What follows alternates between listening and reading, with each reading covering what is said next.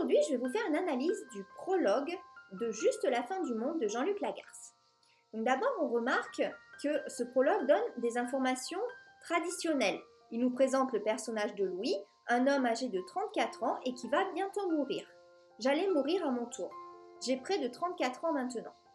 Ce prologue nous donne beaucoup d'éléments temporels tels que plus tard, l'année d'après, maintenant, de nombreux mois. Le monologue délibératif est une composante traditionnelle des tragédies qui se reconnaît aux questions rhétoriques. Et n'ai-je pas toujours été pour les autres et eux tout précisément? N'ai-je pas toujours été un homme posé? Peut-être ce que j'ai toujours voulu et décidé, en toutes circonstances et depuis le plus loin que j'ose me souvenir. Donc l'écriture fragmentée montre la fragmentation du personnage de Louis qui se regarde mourir. Donc ce prologue nous donne aussi des informations concernant l'action. L'histoire de Louis est donc une réécriture de la parabole du fils prodigue dans la Bible, dans laquelle le jeune frère demande son héritage pour aller mener une vie pleine de relâchement.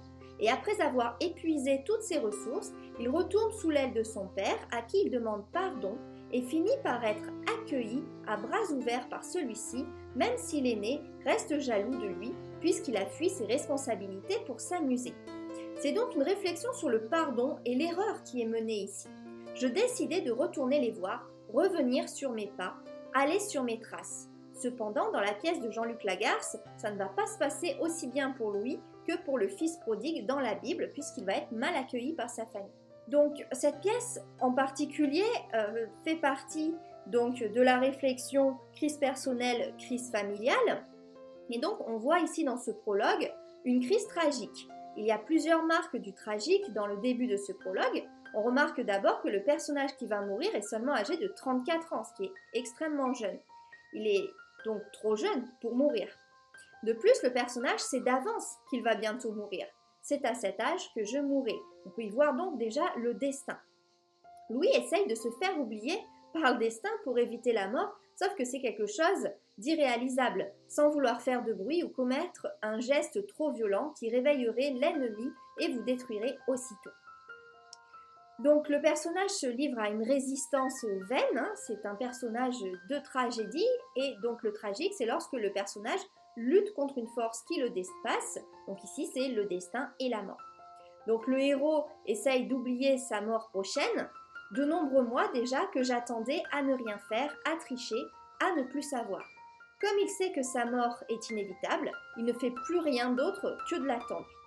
Louis perd tout espoir, puisqu'il sait que la mort l'attend dans un futur très proche et qu'il ne veut donc rien faire pour l'éviter. Prenant ce risque et sans espoir jamais de survivre. Donc il y a une espèce de fatalisme. Le champ lexical de l'illusion et du paraître nous montre que le personnage tragique n'a aucune prise sur son destin. Il ne peut que sauver les apparences. Et paraître, pouvoir là encore décider, me donner et donner aux autres une dernière fois l'illusion d'être responsable de moi-même et d'être jusqu'à cette extrémité mon propre maître.